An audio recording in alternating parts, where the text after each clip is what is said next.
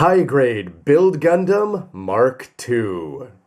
Hey, what's up again everybody? It's Robert184, 2 R's 2 B's, GundamReviews.net. And you've already seen the unbox for this Build Gundam Mk-II, high grade Build Fighters, not Universal Century, though it's easy to be confused, and the individual parts which are looking interesting, and a backpack which is looking complex. Let's see how it all plays out when all the pieces are finally put together.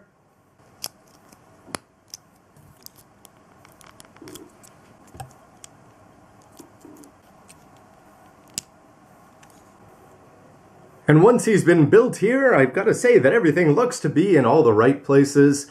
Occasionally you are going to sense that it's just a little bit simple down, especially with the lower body. Part of that is because I didn't go and add any lining to it, just doing a little bit of edging you can see on the upper body there. But overall, the big red shoes and the piping showing down in the ankles and on the back of the knees is good, but most of the improvements are going to be coming in the upper body. Even before you add the big backpack, and I think that may be worth the price of admission alone. The only thing I wish is that I had used the proper yellow for the V-fin.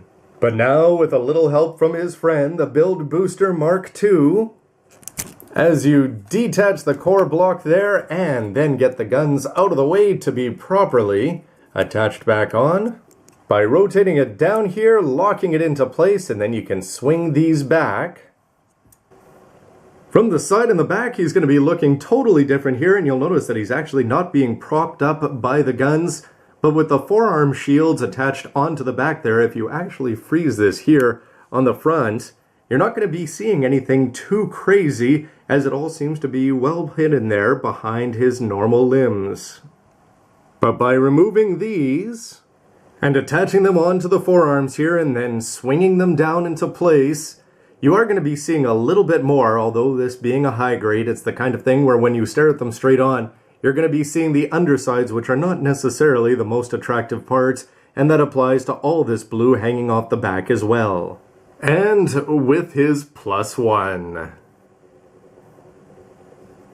Comparison now next to the real grade version of the Mk-II, and you can see that the first thing that's going to pop out is the differences in the colors, with a much more muted blue over there as opposed to a more bright and Gundam-y blue over here, as if the Mk-II can't be called Gundam-y.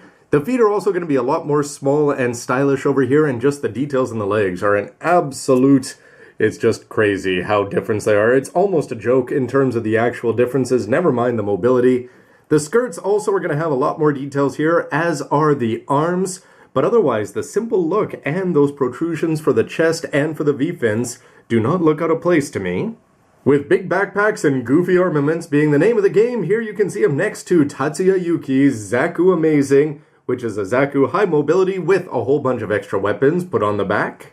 And as the series progresses, we're going to have to see exactly the relationship, and is Reiji going to be hopping into the Mk-II more, or is he always going to be going back to the Build Strike?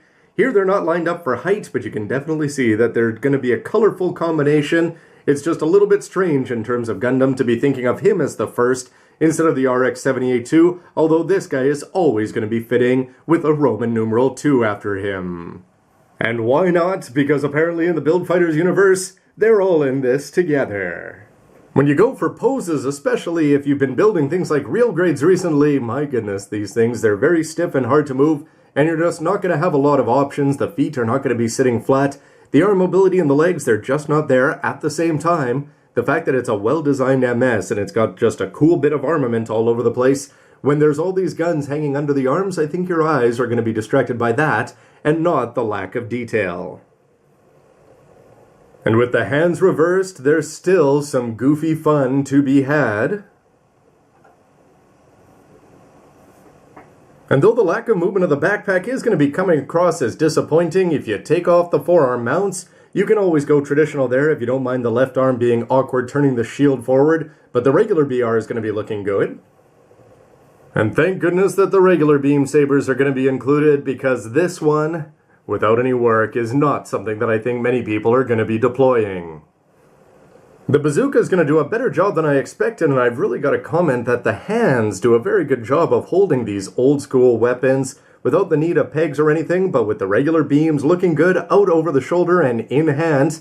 This guy, even just using the regular weapon options, is going to be looking good, and those little details like those flashing green stickers would have been nice if they had added them on to all of the weapons, new and old. And double bullet style, you can always deploy these as well. And again, they fit in hand very, very well, solid with zero effort required.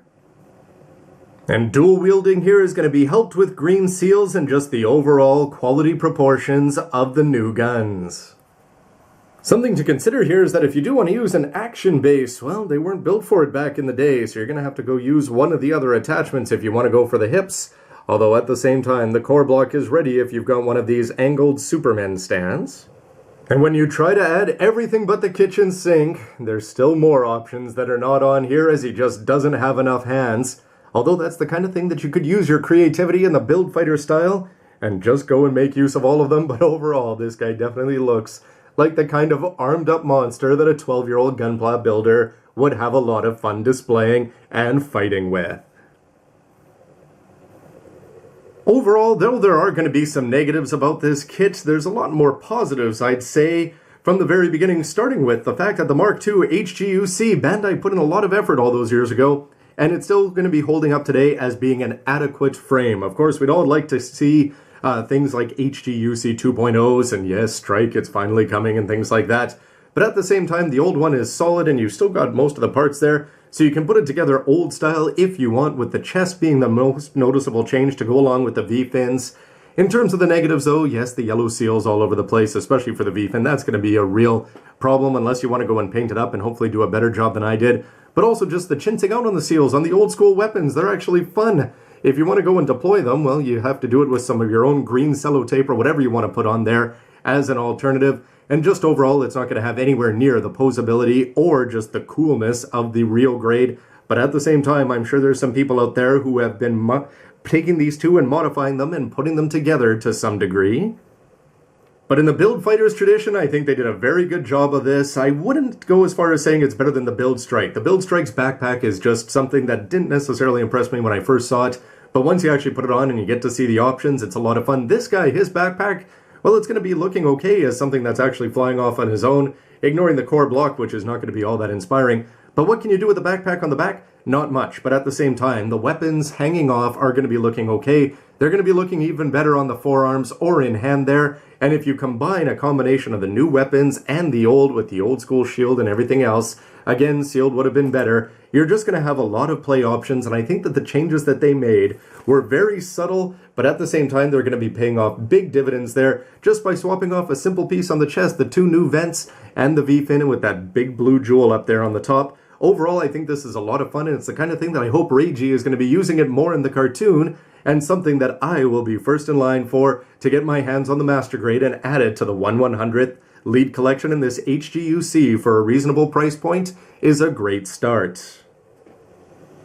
So what do you think, everybody, about this kit, the MS, the design? We got to see how Gundam Age took things from the RX-78-2 and then things in a totally different direction with the H2. Much more Zeta sort of glossing over the fact the Mk-II existed, and here it is as the second lead in Build Fighters, and this high grade is a pretty solid entry. Anyway, I'd love to hear your thoughts about the review and, of course, about the MS itself. Don't forget to go to GundamReviews.net and vote there whether you like the kit and the anime and everything else. And stick around for lots more news, reviews, and everything else you can use. See you next Monday for the anime review, as always. Bye. Not a bad job, Say. Say, are you ever going to do the Mk-III?